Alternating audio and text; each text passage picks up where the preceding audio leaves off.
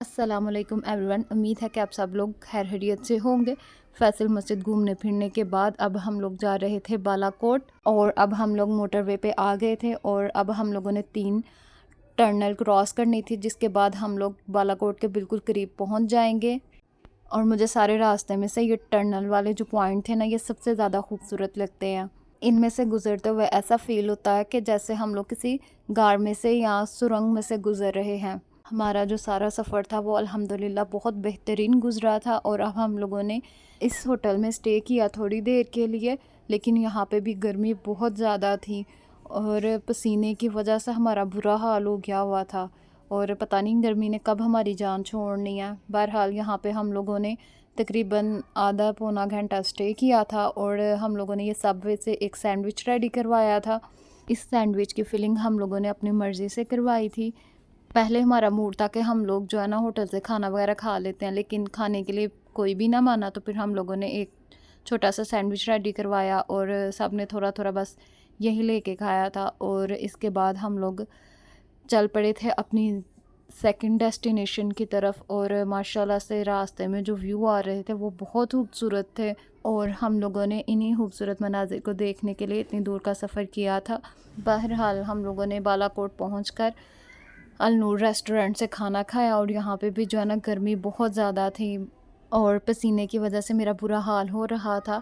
और रेस्टोरेंट में भी उन्होंने बहुत ज़्यादा फ़ैन लगाए हुए थे और सब लोग ही जो है ना उसी टेबल को चूज़ कर रहे थे जिसके बिल्कुल करीब जो है ना फ़ैन वगैरह लगे हुए थे। और हम लोगों ने भी वही टेबल चूज़ किया जिसके बिल्कुल करीब जो थे ना फ़ैन थे। यहाँ पे आके हम लोगों ने चने चिकन पराठे और 7 सिंपल रोटियाँ ऑर्डर की थी।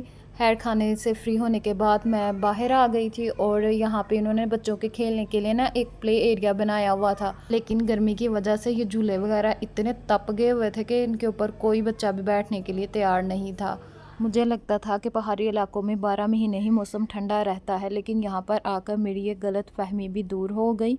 ये दरिया कुनहार है और इसके इर्द गिर्द का व्यू बहुत खूबसूरत है। हम लोगों ने बालाकोट में दरियाए कुनहार और बाज़ार वगैरह देखा था। असल में हमारा इरादा यहाँ पे 2 घंटे स्टे करने का था, लेकिन अलनूर रेस्टोरेंट में खाना खाने के दौरान नूरान की तरफ से आने वाली एक फ़ैमिली के साथ हमारी इस्लाम दुआ हो गई और उनसे गपशप करने के बाद हमें पता चला कि नारान किस वाली साइड पे ना ट्रैफिक बहुत ज़्यादा है, जिसे सुनकर हम लोग थोड़ा सा परेशान हुए और हम लोग यहाँ से फिर जल्दी निकल गए थे ताकि अगर ट्रैफिक भी हो ना फिर भी हम लोग जो है ना टाइम से ही नारान पहुँच जाएं। और रास्ते में हम लोगों ने किवाई वाटरफॉल भी देखनी थी। अल्हम्दुलिल्लाह हम लोग बालाकोट से किवाई तक खैर खैरियत से पहुँच गए थे, लेकिन किवाई में ट्रैफिक बहुत ज़्यादा थी जिसकी वजह से हमारा आगे नारान जाना बहुत ज़्यादा मुश्किल था। इसलिए हम लोगों ने डिसाइड किया कि हम लोग जो है ना किवाई में ही आज की रात स्टे करेंगे। हम लोग रात के 10:30 बजे के निकले हुए थे और हमें यहाँ पर पहुँचते हुए दोपहर के 2 बज गए थे। पर हम लोगों ने किवाई वाटरफॉल के पास एक लाहौर गेस्ट हाउस था, यहाँ पे एक रूम लिया था और खाना वगैरह खाने के बाद फ्रेश होने के बाद हम लोग आ गए थे किवाई वाटरफॉल। यहाँ पर आकर हमें बहुत ज़्यादा ठंडक और सुकून महसूस हुआ क्योंकि हम लोग गर्मी के सताए हुए थे। यहाँ पर हम सब लोग पाँव डिप करके बैठ गए थे और ज़्यादा टाइम के लिए यहाँ पे पाँव डिप करके बैठना बहुत ज़्यादा मुश्किल था क्योंकि पानी बहुत ज़्यादा ठंडा था। यहाँ पर आकर सब ने बहुत ज़्यादा इंजॉय किया था। कुछ लोग तस्वीरें बनवा रहे थे, कुछ लोग वीडियो बना रहे थे।